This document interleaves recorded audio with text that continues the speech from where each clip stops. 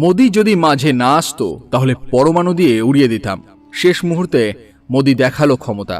যদি পৃথিবী মাত্র একটি ভুল সিদ্ধান্তের কারণে এমন এক সংঘাতের মুখে পড়ত যার পরিণতি হতো মানব সভ্যতার ইতিহাসের সবচেয়ে ভয়ঙ্কর বিপর্যয়, যদি এমন একটি মুহূর্ত সত্যি এসে থাকে যখন বিশ্বের অন্যতম শক্তিধর দেশ কৌশলগত পারমাণবিক অস্ত্র ব্যবহারের কথা গুরুত্ব সহকারে বিবেচনা করছিল, আর সেই সংকটের মোড় ঘুরিয়ে দিতে গুরুত্বপূর্ণ ভূমিকা পালন করেছিলেন ভারতের প্রধানমন্ত্রী নরেন্দ্র মোদী, তাহলে সেই ব্যাপারটি কেমন হয়?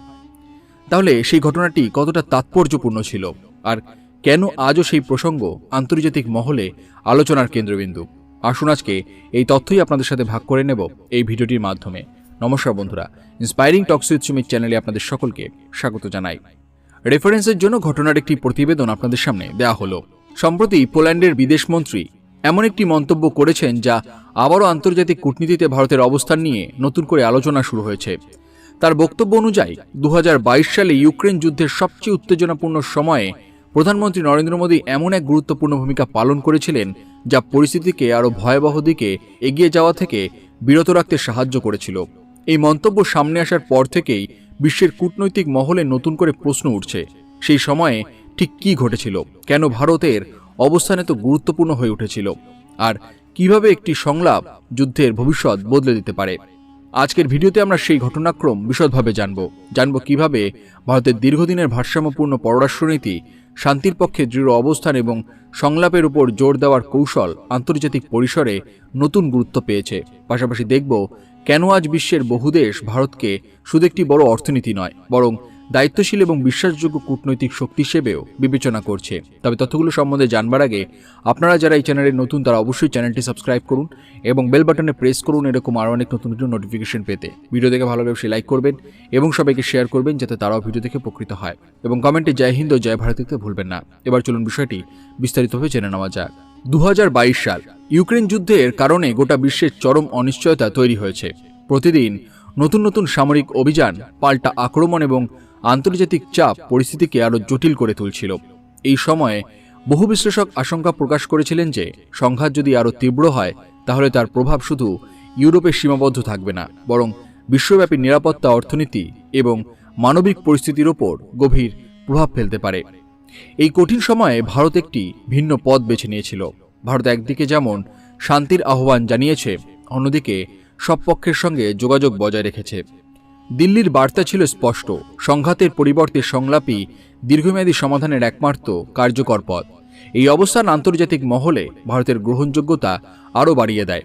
এই প্রেক্ষাপটে প্রধানমন্ত্রী নরেন্দ্র মোদীর একটি বক্তব্য বিশেষভাবে আলোচিত হয়। তিনি স্পষ্টভাবে বলেন, বর্তমান সময় যুদ্ধের নয়, এটি শান্তি, উন্নয়ন এবং মানব কল্যাণের সময়। এই বার্তা শুধু একটি রাজনৈতিক মন্তব্য ছিল না, বরং আন্তর্জাতিক কূটনীতিতে ভারসাম্যপূর্ণ অবস্থানের প্রতিফলন হিসেবেও দেখা হয়। বহু দেশ এই বক্তব্যকে ইতিবাচকভাবে গ্রহণ করে এবং পরে বিভিন্ন আন্তর্জাতিক আলোচনায়ও এই বার্তা উদ্ধৃত হতে দেখা যায়।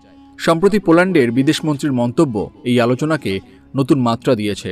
তার বক্তব্য অনুযায়ী সেই সংকটপূর্ণ সময়ে প্রধানমন্ত্রী মোদীর সংলাপ এবং কূটনৈতিক উদ্যোগ পরিস্থিতিকে আরও বিপজ্জনক দিকে এগিয়ে নিয়ে যাওয়া থেকে বিরত রাখতে গুরুত্বপূর্ণ ভূমিকা পালন করেছিল। এই মন্তব্য আন্তর্জাতিক সংবাদ মাধ্যমেও আলোচনার বিষয় হয়ে ওঠে এবং ভারতের কূটনৈতিক গুরুত্ব আবারও সামনে আসে। তবে এখানে একটি বিষয় মনে রাখা জরুরি, আন্তর্জাতিক সম্পর্কের মতো জটিল ক্ষেত্রে বড় বড় সিদ্ধান্ত সাধারণত একাধিক কূটনৈতিক প্রচেষ্টা, বহু দেশের উদ্যোগ এবং দীর্ঘ আলোচনার ফলাফল হতে থাকে।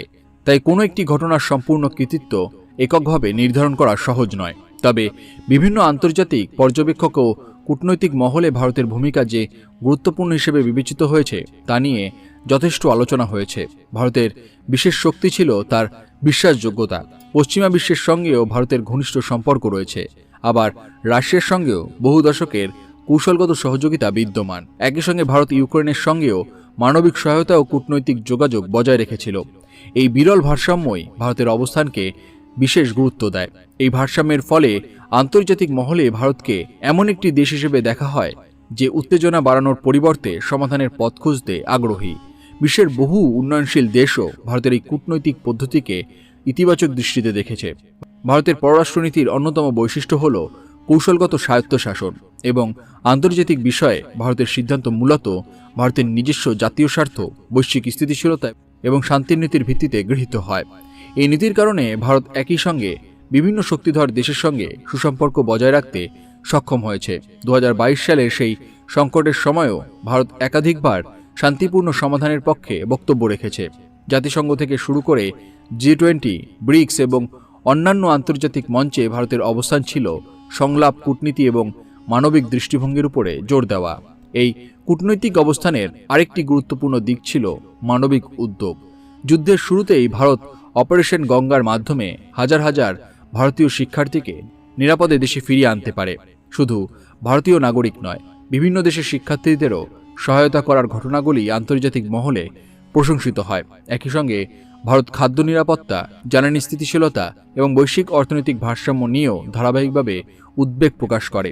কারণ একটি বড় যুদ্ধের প্রভাব শুধু যুদ্ধক্ষেত্রে সীমাবদ্ধ থাকে না, তার অভিঘাত পরে বিশ্বের প্রতিটি দেশের অর্থনীতি এবং সাধারণ মানুষের জীবনে। এই কারণেই ভারতের বক্তব্যকে অনেক দেশ গুরুত্বের সঙ্গে বিবেচনা করেছে। কারণ ভারতের বার্তা ছিল সংঘাত নয়, সহযোগিতা; প্রতিযোগিতা নয়, স্থিতিশীলতা; বিভাজন নয়, উন্নয়নের পক্ষে।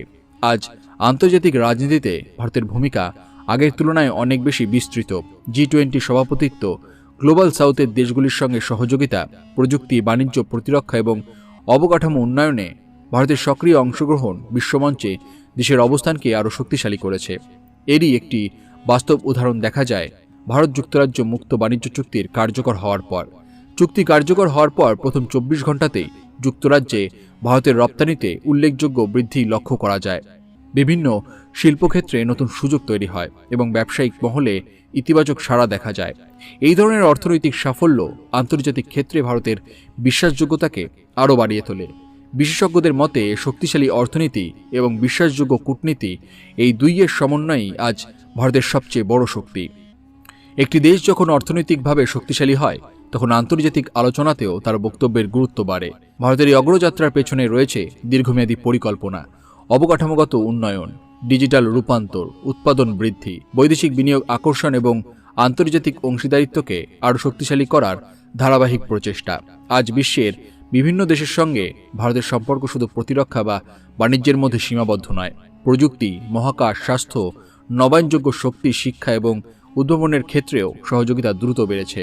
তাই এই পরিবর্তনের ফলে আন্তর্জাতিক মঞ্চে ভারতকে এখন এমন একটি শক্তি হিসেবে দেখা হয় যে শুধু নিজের উন্নয়নের কথাই বলে না, বরং বৈশ্বিক স্থিতিশীলতা, উন্নয়ন এবং সহযোগিতার বিষয়েও সক্রিয় ভূমিকা পালন করে।